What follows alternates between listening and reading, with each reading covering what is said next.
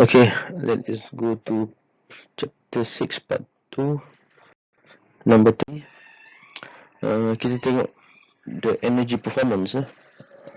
Identify existing energy performance. Okay, so in energy audit, the most important thing is to identify the existing performance, energy performance.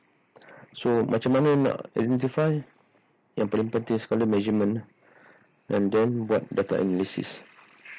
Measurement of process parameter and energy related parameter for all energy sources, utilities using portable instrument, and also plant instrumentation. Jadi semua jenis alat-alat yang menggunakan elektrik, yang besar kecil pun kena ada data performance dia orang.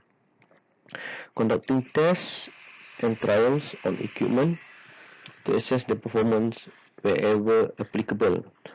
Contohnya untuk aircon, kita tahu aircon menggunakan berapa, tapi kita nak tahu the actual performance dia berapa. We have to measure the input electricity and then versus the output thermal efficiency berapa, and then we combine and we do verification, or kita tengok dia punya difference to get the real performance. So energy performance related data, data on existing meter, you boleh ambil daripada meter or submeters pun boleh. Tapi macam data temperature, humidity, pressure, flow rate, speed and efficiency level, etc. Ini kena buat measurement lah. Yang ni kena measurement. Yang this one can be get from the meter direct. You just baca je, baca. But this one you have to measure. The measurement. Okay. Then measurement. This is the example lah. You can baca dan you akan dapat power factor profile, and then buat analisis. Contoh ni ni power factor profile dia. Ada tempat yang stable, ada tempat yang turun waktu malam, ada tempat yang naik sekejap waktu malam dan turun balik. Ini kita tengok the pattern ni dekat MSB ataupun main switchboard. Main switchboard ialah satu tempat untuk kita tengok semua tenaga dekat bangunan. Kalau ada MSB N1 SM, ni maknanya ada satu bangunan, biasanya one bangunan punya block, they will have one MSB, the main switchboard. Main switchboard ni contohnya kalau ada 2-3 bangunan, maybe dia ada satu main switchboard. Maknanya main switchboard ni akan tengok the whole bangunan tu punya penggunaan tenaga.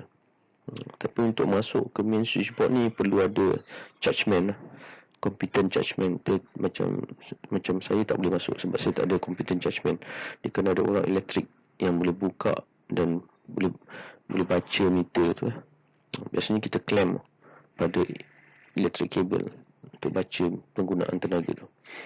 Okay, this one dia tengok, okay, on peak daripada pukul 8 sampai 10 malam berapa peratus dia guna, and then office hour berapa peratus, and then from that dia boleh dapat juga power factor required. Power factor untuk bangunan biasanya TNB dah tetapkan kena lebih 85%. Kalau dia bawah 85%, ada masa-masa you takkan dapat tarif yang TNB kehendaki, yang TNB berilah. Kena bayar, mungkin ada kena bayar dia punya denda. Jadi power factor tu penting juga. Okay, this one is measurement electrical system. You boleh tengok pada hari-hari tertentu, macam ni hari Jumaat dengan hari Isnin, Selasa, Khamis tinggi, Sabtu Ahad biasanya rendah. Ini kita panggil energy pattern lah. Ini yang sepatutnya lah. Kalau hari Ahad tu sepatutnya rendah lah sebab tak ada orang kerja. Hari Sabtu mungkin ada kerja sikit. Ini mungkin hari Rabu ni cuti ya. Cuti public holiday, dia akan rendah sama macam Ahad juga.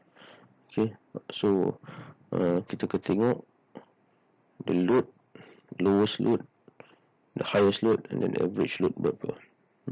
Ini load. Okay, this is the profile.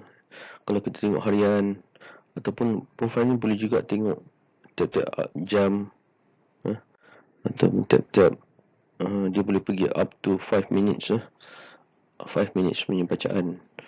Atau kalau you nak tengok satu hari bacaan, biasanya kalau di UTM kita akan tengok dalam 15 minit bacaan-bacaan dia. Okay, for a significant energy user, macam contohnya chiller plant efficiency akan diambil lah dalam energy audit. Contohnya capacity, the refrigerant ton, spec dia 800 refrigerant ton, tapi mungkin actual guna hanya 600. Input power dalam kilowatt, input power dia sepatutnya 437, tapi bila actual measurement dia jadi 475. Jadi macam ni dah nampak penggunaan dia lebih banyak daripada yang sepatutnya daripada spec. So daripada sini dapat tengok dia punya plant efficiency. Jadi chiller ni punya efficiency overall hanya 65%. Bukan 65%, dia 0.65 kilowatt per refrigerant ton. Maknanya satu refrigerant ton ni ialah air untuk penyejukan. Satu ton air itu menghasilkan 0.65 kilowatt. Efisiensi mana tak efisien. Sepatutnya dia boleh menghasilkan 0.97 kilowatt, tapi hanya dapat hasil 0.65 kilowatt. Jadi ini hasil penyejukan.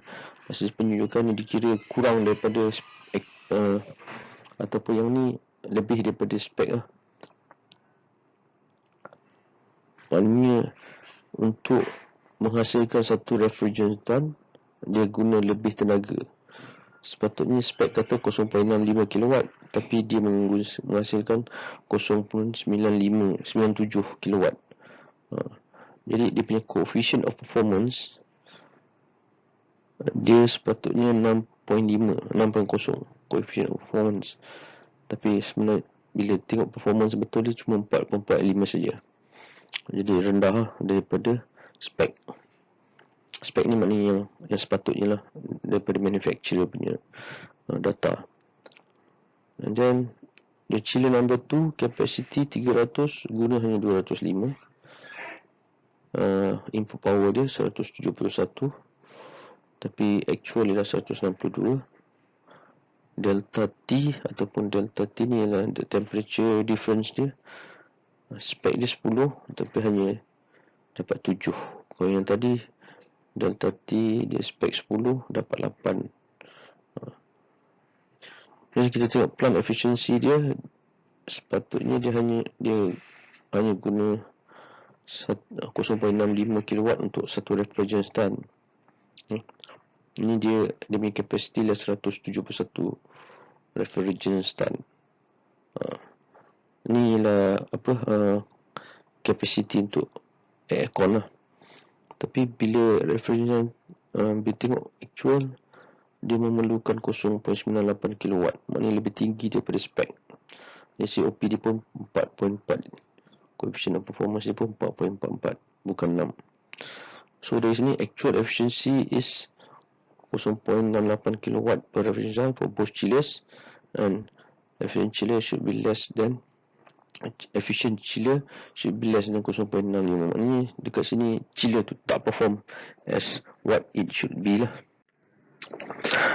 Okay, other than that, what we measure in energy audit, kita tengok lux, actual lux dekat lobby, cafe, koridor. Ini kalau ikut standard MS1525, standard JKR. Sepatutnya macam main lobby ni bukan tempat kerja, tempat orang berjumpa, 100 lux dia, kecerahan ni lah. Cafe 200, koridor 100, and then staircase, park semua 100. Tapi bila kita buat actual measurement, semuanya nampak yang ni tinggi, lebih tinggi daripada sepatutnya. Yang kafe dengan koridor ni rendah, tidak mencukupi. Lift ni kira okey. Toilet ni semua tinggi, tinggi, lebih terang daripada apa yang sepatutnya. And then dia punya staircase pun tak cukup terang. So the power density, kita tengok maximum power density dia. Kebanyakan kalau tempat terang ni, power density dia akan lebih daripada sepatutnya. Sepatutnya 47, tapi dia dah 15. Kalau yang ni, power density dia 5.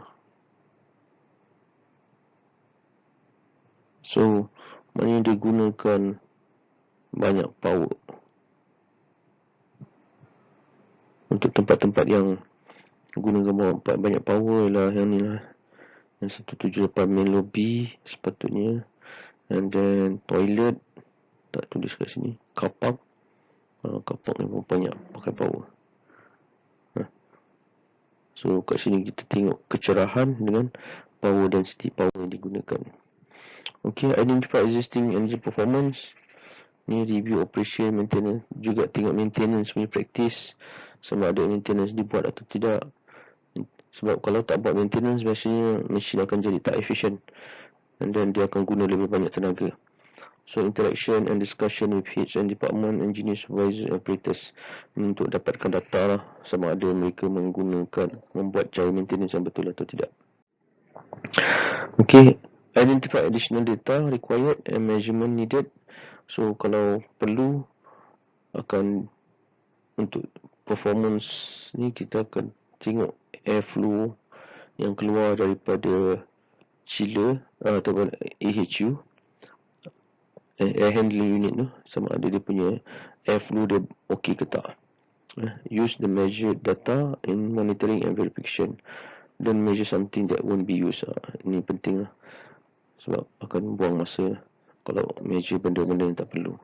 Ini dia measure flow angin, untuk tengok flow angin tu ikut spek atau tak. Menggunakan alat-alat macam ni, portable. Okay, that's all for measurement, energy measurement.